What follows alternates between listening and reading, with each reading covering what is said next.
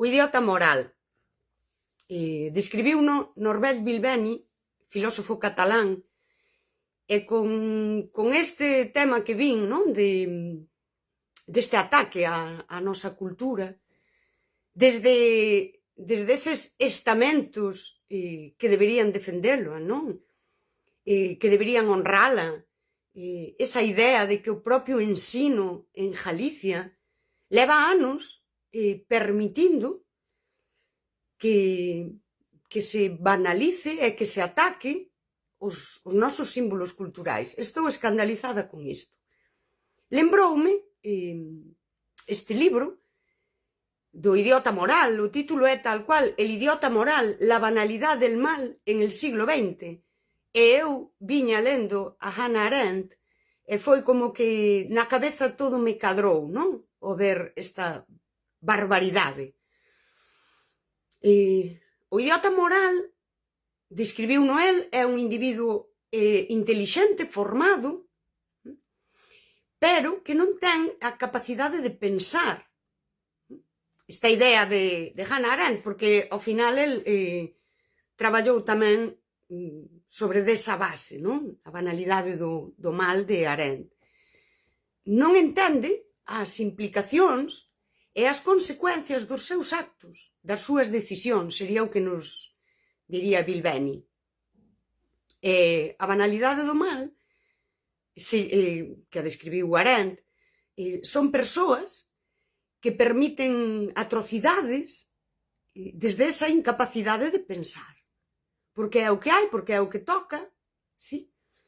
Non hai límites morais, non hai eses principios éticos, non son en sí persoas malvadas, pero permíteno ou executan.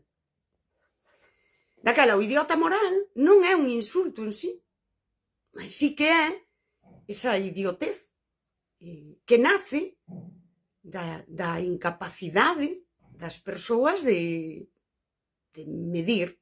Bilbeni tamén describiu o fascista izquierdista. Anoteino para lembrar, non? Que sería o fascista izquierdista, se te levaría o pelo longo, un aro no nariz, un pano palestino, e solta frases de Marx. Pensa a base de consignas e é unha persoa con ideas inconsistentes, máis ou menos, non? Serían esas características que Bilbeni lle deu. E creo que con esta descripción moitísima xente está pensando xa en persoas que coñece que son este ser humano. Eu levo anos dicindo que este novo galeguismo está cheo de autoodio. Que hai como, no nome de defender o noso, porque a nosa lingua, porque a nosa cultura, porque Rosalía, porque Castelao, como se sostuvese nun autoodio, que é herdanza, sí. Isto a veces o neofalante, non? Que se autodenomina neofalante para distinguirse de ti, que és unha simple falante. É que eu agora vino claro.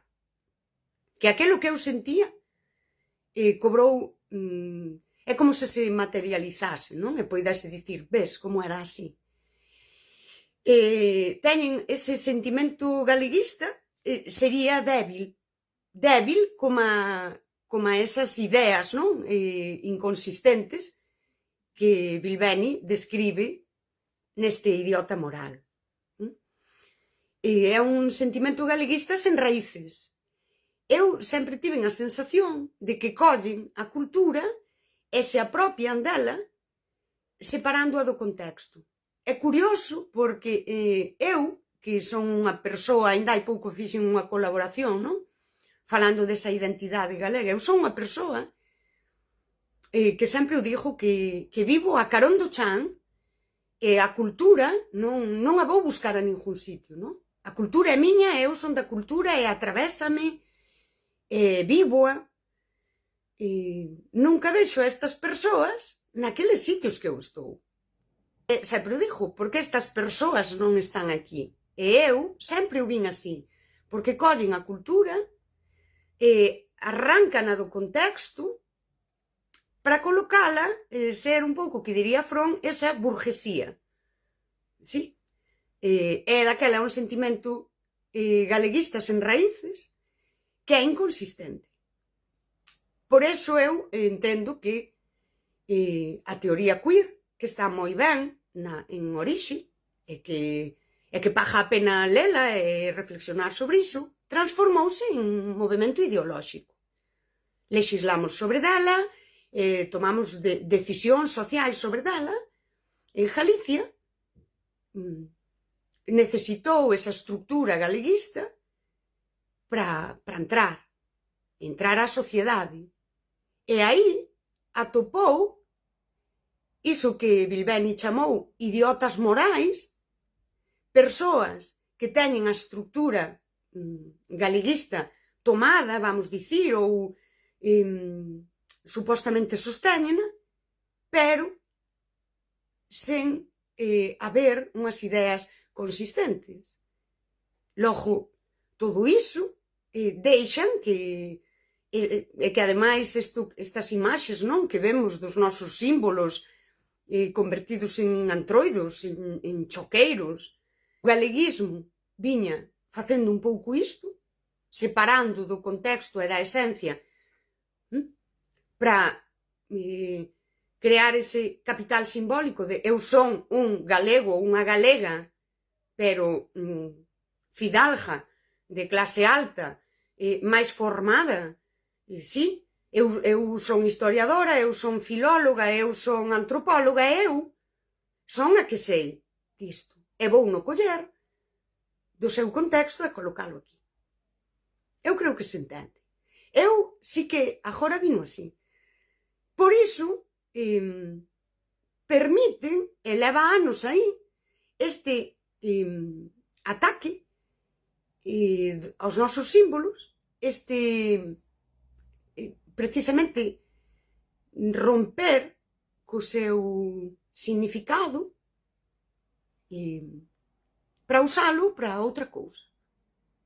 Non desde o odio real á nosa cultura, non é algo exactamente aí como a conspiranoico no que se crea un plan para destruir eses símbolos e deixalos sen o significado orixinal, mas desde esa banalidade do mal faise e permítese porque non hai capacidade de pensar nas consecuencias que ten na nosa cultura isto que se está facendo. Simplemente non o pensan. E porque non hai unhas ideas consistentes, con raíz, ¿sí? un galeguismo de raíz, e daquela, pois, todo val, pero non exactamente desde o mal, senón desde a banalidade. En Galicia é moi preciso, a día de hoxe, reivindicar as raíces. Reivindicar eses símbolos, quitarlle iso e reivindicar o seu significado orixinal. Porque se algo ten o idiota moral é, actualmente o individualismo é tal que o que non ten é ese sentimento colectivo. Non o hai. En por sí o individualismo xa acabou con esa idea de tribo, de comunidade. Non hai un sentimento colectivo.